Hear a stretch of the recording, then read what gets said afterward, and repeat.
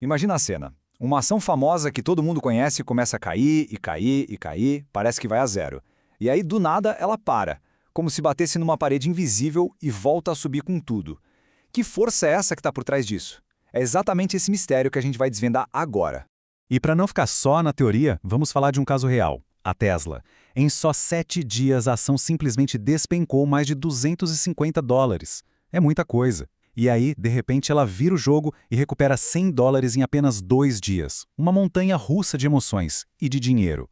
A pergunta de $1 milhão é: por que em $852? Por que não um pouco mais para cima ou um pouco mais para baixo? O que é que tinha de tão especial nesse número para frear uma queda livre desse tamanho? Adianto que não foi coincidência. E é isso que a gente vai descobrir. Para entender essa quebra-cabeça, a gente precisa deixar de lado as notícias, os boatos e aprender a ler o que o próprio gráfico está dizendo. É uma linguagem silenciosa, mas muito poderosa. E a resposta para essa freada brusca da Tesla não está no achismo. Está numa área de estudo chamada análise técnica. É basicamente uma forma de usar os dados do passado, como preço e volume, para tentar entender o que pode acontecer no futuro. É ciência, não é palpite. Tá, legal. Mas como é que essa tal de análise técnica funciona na prática? Vamos mergulhar agora nos conceitos mais importantes que explicam por que uma ação se comporta desse jeito. Pensa na análise técnica como se fosse um mapa do mercado. Em vez de tentar adivinhar para onde o preço vai, os analistas usam padrões e indicadores para achar os pontos onde a direção tem mais chance de mudar. Não é uma bola de cristal, longe disso, mas é uma ferramenta que coloca as probabilidades a nosso favor. E aqui está o pulo do gato. Essa área inteira se apoia em 2 conceitos que são opostos, mas se completam. São eles suporte e resistência. Se a gente entender bem esses dois, a gente entende a base de quase tudo no mercado. O suporte é como se fosse o chão, o piso do mercado. É uma região de preço onde um monte de gente se interessa em comprar. Essa força compradora segura a queda e muitas vezes faz o preço voltar a subir. Isso acontece porque o mercado tem memória. Todo mundo lembra que, da última vez que o preço bateu ali, ele subiu. Então vira quase uma profecia. Já a resistência, como o nome diz, é o contrário. É o teto. É aquele ponto onde o preço chega e parece que não tem força para passar. Ali, a galera que está comprada começa a vender para realizar o lucro. E, de novo, é a memória do mercado funcionando. Se da última vez foi difícil passar dali, a tendência é o pessoal vender de novo.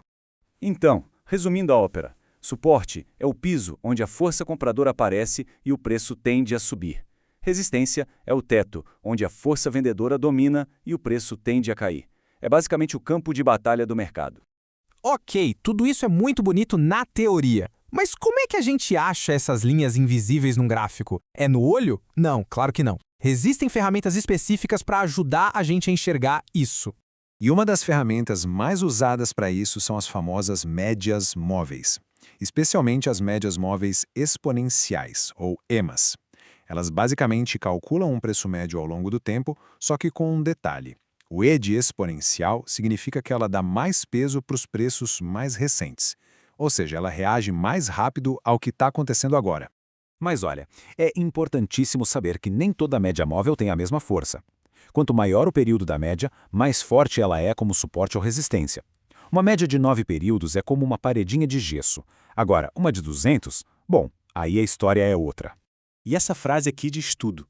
O pessoal do mercado leva a EMA de 200 tão a sério que ela ganhou esse apelido, a Grande Muralha da China. Porque quando o preço em queda livre bate nela, a chance de parar é enorme. É um ponto que está no radar de todo mundo, de grandes investidores a robôs de negociação. E tem um bom motivo para esse respeito todo. Estatisticamente, quando uma ação cai forte e encontra um suporte poderoso como a EMA de 200, a chance de o preço reverter e começar a subir é de cerca de 90%. É uma probabilidade altíssima. Lembra do nosso caso da Tesla? Adivinha onde ela parou? Exatamente na EMA de 200 do gráfico diário. Mas calma, não é só jogar a média no gráfico e sair operando. Identificar a ferramenta é só uma parte. O contexto é fundamental. E no mercado, contexto quer dizer o tempo gráfico que a gente está olhando. Anota aí essa regra de ouro da análise técnica. Quanto maior o tempo gráfico, mais forte e mais importante é o nível de suporte ou de resistência. Um suporte no gráfico semanal é infinitamente mais relevante do que um suporte no gráfico de 1 hora. Simples assim. Então, o trabalho é quase como o de um detetive. A gente começa olhando o gráfico de pertinho, o de 5 minutos, para ver o que está acontecendo agora. Depois a gente vai dando um zoom para trás, passa por de 15 minutos, 1 hora, até chegar no diário e, finalmente, no semanal. É lá, no gráfico semanal, que as verdadeiras muralhas da China aparecem.